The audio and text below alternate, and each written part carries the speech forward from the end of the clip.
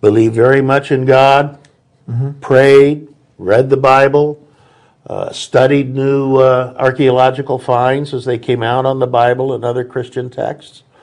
But again, no belief in the divinity of Jesus, peace be upon him, no belief in a Trinity. And I basically continued in this line as an atypical Christian from 1974 until 1993. But the turning point actually started a couple years before I became a Muslim.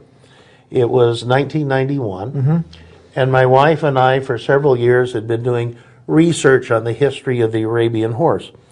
And we had some Arabic documents. What's the Arabian horse? The Arabian horse? Well, well, it's a horse. For people who...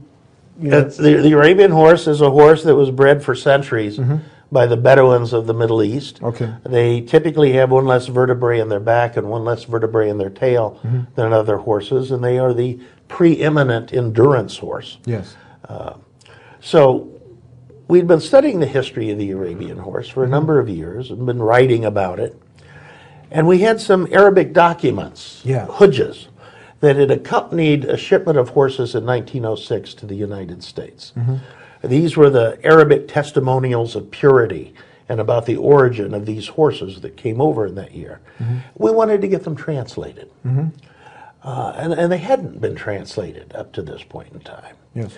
And this brought us into contact with a portion of the Arab community in Denver, Colorado that happened to be Muslim. And our first such contact occurred in the summer of 1991, and it was with Brother Jamal. And he came out to our farm, looked at our horses, glanced at the Arabic documents, and said, sure, he'd be happy to translate them for us. And we began that process a little bit here, a little bit there. But along the way, a very close friendship developed. Yes. And before long, we were getting together on a weekly to bi-weekly basis, just socially. You weren't a little nervous, skeptical, thinking like, had some preconceived ideas or notions that, what you might have seen on TV that, I got to be careful, this guy might be some kind of terrorist or some kind of... Well, again, we're talking 1991, so it's a little before... A little before all the drama. Yeah, okay. But no, I didn't have any such feelings whatsoever.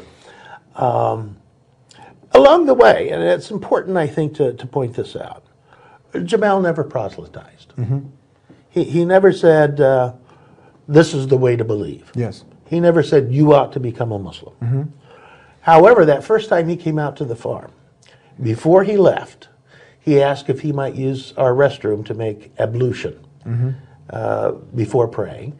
And he came out of the restroom and then said, may I borrow a piece of newspaper to put on the floor so that I can pray? So this is the ritual washing before one... And then we gave him the newspaper, and he laid it out on the floor, and he did his prescribed prayer. Now, again, he never said anything to us about, hey, are you Muslims, or why aren't you Muslims, or you should be doing this. His dawah, or his preaching, was in his behavior. His actions, huh? Yeah. His example. He prayed. Yeah. A very powerful form of preaching, actually. Yeah. Describe this prayer for us, please, for those who have never seen it. Well, it was the standard Islamic prayer. It had the different postures. You begin standing, and then there's some things that you say. This was during the day, so he was saying them to himself. Yeah. And then you bow, and then after bowing you stand again, and then you prostrate, and then you kneel, and then you prostrate, and you go through this cycle, which is called a rakat. Did you think he was praying maybe to a moon god, or did you think... No, of course not. No. Who did you think he was praying to? To God. To God? Yeah. Okay. Yeah. His understanding of God. Yeah. Yeah. So anyway, social contact continued. We were getting together once every week to every 2 weeks.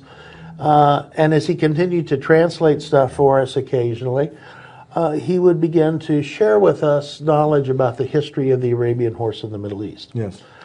And along the way of doing that, he began to quote different verses from the Quran or different sayings of Prophet Muhammad, peace be upon him, different aspects of Islam, not to proselytize, but to give us a way of understanding the Islamic context of the history of the Arabian horse. Yes. So again, it was all presented not as proselytizing, But as you're interested in the history of the Arabian horse, I will seek to meet your needs. But in doing that, I'm going to have to explain this context to you so you really understand it. Yes. So this continued on, and over the next 16 months, our contact expanded, not just with Jamal, but also with Wael and his family, with Amr and his family, Ahmed and his family, etc. These were just other Muslims. The other Muslims. We were getting together socially. Again, no active or direct proselytizing going on. But in the process of observing these Muslim brothers, I became increasingly impressed with their behavior. I mean, they were living a very moral and ethical life, bending over backwards to do it, as a matter of fact. Yeah. I remember Jamal, who ran at that time sort of a mom and pop grocery store in Denver. Yeah. And I was at the store once when the state weights inspector came by to examine the scales. Yes. And he examined them and told Jamal, you know, they're within tolerance. And Jamal said, well, look, this is what I want you to do. I want you to turn them against me to the limits of what's tolerance in the state. Yeah. Because I want to make sure I'm not shortchanging my customers. Wow. So I mean, this is the sort of behavior I was observing. And it wasn't just ethics in terms of their business life. It was the ethics in terms of their family life, the way they interacted with their wives, with their children, etc. Very powerful behavioral example. And I observed this for about 16 months. And finally, it must have been in December of 1992, I got around to asking myself the sort of the fundamental question, which is, what separates these Muslim friends of mine from me in terms of belief? Well, where's the difference?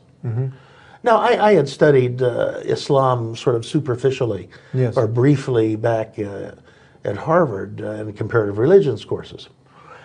And but this question was eating at me. I mean, here are these people living these very moral and upright lives. My wife and I have been trying to do that as well, but we felt that we were sort of doing that within the context of a moral vacuum. Yeah. What separates me from them in terms of actual religious beliefs? Well, I suppose I could have asked them. Yeah. I didn't want to. Okay. I didn't want to impinge on our friendship. Yeah. And so I went downstairs, began dusting off all the books on Islam I had acquired back in those comparative religions courses. Yes. And they were all written by non-Muslim Western scholars. And there's probably half a dozen or more of them. And I took them down, I reread them. I took down 2 different translations of the meaning of the Quran that I had acquired back in those courses, read them.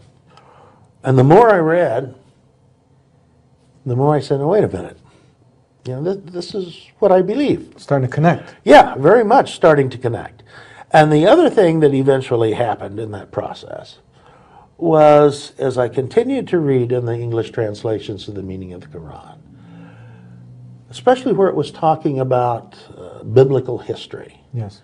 and biblical concepts, I saw within the Quran statements about these things that I knew could not have been known by any illiterate 7th century Arab. And of course, Prophet Muhammad, peace be upon him, was illiterate. He didn't know how to read, write. The history confirms this. Yes, yes. And he was known as the truthful. Is that Yes, correct? yes. And so now I'm left with a question. Yeah. Where did this come from? So you're looking at this and you're like, this can't he couldn't come have known it. from this man or any man. No, he couldn't have known it. And so that left me with the conclusion, you know, this had to be inspired.